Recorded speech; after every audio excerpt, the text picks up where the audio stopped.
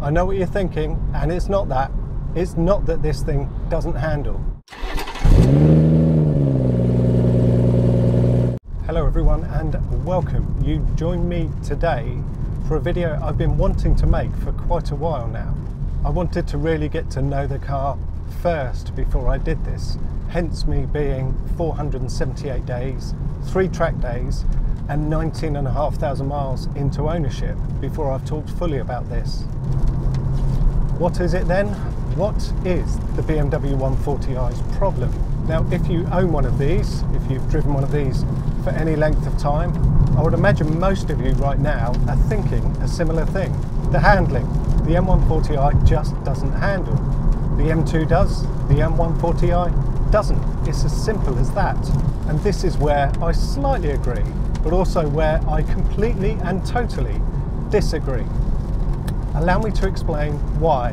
But first, let's define exactly what handling is. According to Wikipedia, automobile handling and vehicle handling are descriptions of the way a wheeled vehicle responds and reacts to the inputs of a driver, as well as how it moves along a track or road. It is commonly judged by how a vehicle performs, particularly during cornering, acceleration and braking. That's as good a definition as any, and here will suffice. Now, we've all heard the usual criticisms of the M140i. It's an 8/10 car, it gets a bit wayward. It gets out of control if you push it. It ties itself up in knots. I originally said similar things about this car myself, but still I disagree. I no longer accept those criticisms. Why is that? Please indulge me here for a minute or two. What follows is footage of me driving this car, my M140i, for just over 2 laps around Goodwood. I was in pursuit of a Nissan R35 GTR, and I think we can all agree that they handle quite well, can't we?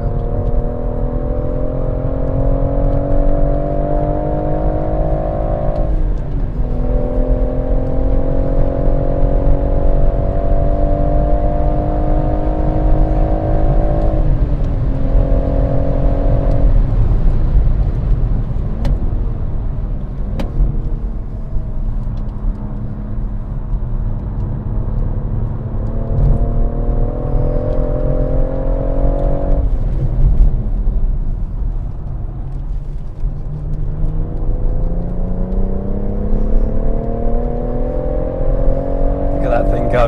Yeah, rapid, isn't it? Yeah. But it should be, because obviously it's twice the money, if not more.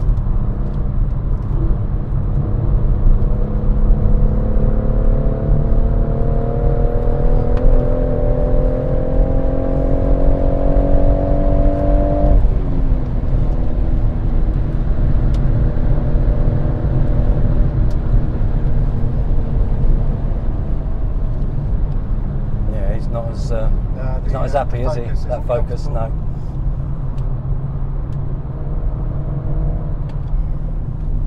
See, I don't know how. Was that an ST? Or was that an RS? No, I don't know if that's. I think it's an ST because it doesn't look like an RS. No, spoiler. Not as fat boy, is it? No, it's an ST. So okay, he's not going to be as capable.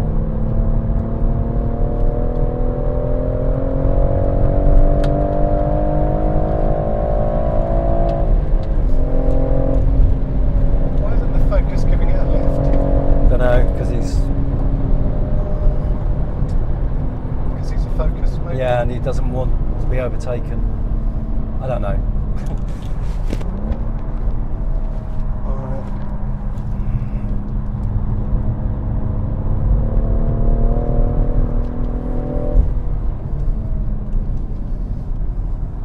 Yeah, it's a shame some of these laps have been compromised. Right, come on, you've got to go now. That almost looks like a diesel amount of crap coming out the back of that. You're going to be able to get past him? Yes. takes a completely different line there, doesn't he?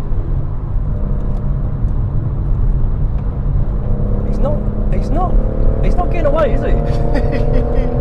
Which is quite nice to see. Because obviously it's the corners where, you know, straight line, yeah, obviously. Oh, he's giving it a bit of a lift there. Yeah. I mean, that's four-wheel drive, isn't it? Yeah. Right, obviously we're not going to have a repeat of you chasing the Caterham, are we? No, we're not. I'm focused on what I should be doing right now.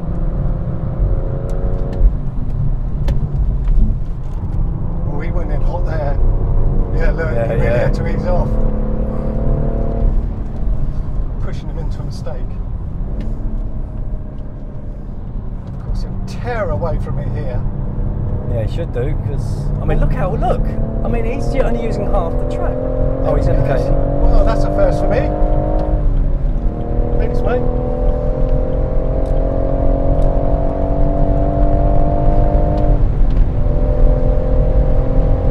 Never had a GTR before, mate. No. Now, apart from the time that we were held up behind that Ford Focus RS, throughout that time, I was driving at my personal 10/10ths commitment level. And to save the questions, I'll add here that my car now and at the time of that footage is completely standard. Standard engine, standard brakes, standard suspension. I was driving with DSC fully off, and I was running at that time Michelin PS4 tyres. Yes, my circuit knowledge helped me close up on the GTR. And yes, my confidence level was higher, hence me being able to extract a bit more of the performance out of this car. But that's not what's relevant to my point here. What is relevant is that at no point during those 2 laps did the car get away from me. At no point when it was under full load did the suspension struggle to cope. When I turned the steering wheel, it went where I wanted it to. I could feel what was going on, and I was confident that the car would do what I wanted it to do anytime I asked something of it. So, in my personal experience, the car handles perfectly well.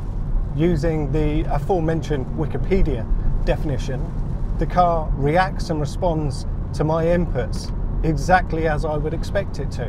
It grips well, it brakes well, it changes direction well. It's beautifully balanced, finely controllable, and always communicates clearly to me exactly what's going on. Now, I'm sure at this point some of you are saying, yeah, but it can't cope on a bumpy B road. Well, to me, that's a moot point, and the point at which the IAM observer in me pipes up. On the road, vision, visibility, road conditions and other traffic limit progress way before how much suspension travel you've got remaining before you hit the bump stops ever does. Now, if I've gone to all this trouble to illustrate that the 140i does in fact handle perfectly well, what exactly is the problem with it? What's my problem with it? First, and briefly, my recent car history. I came from Renault Sport Clios, both the 172 and the 200, a Fiesta ST and Ford Focus RS ownership before I bought this car. A few other things aside, that's pretty much my entire car ownership since 2003. I did tens of thousands of road miles in each of them, and they all saw some track time around Goodwood. They all handled really well. They felt sharp, they were focused and connected drivers' cars.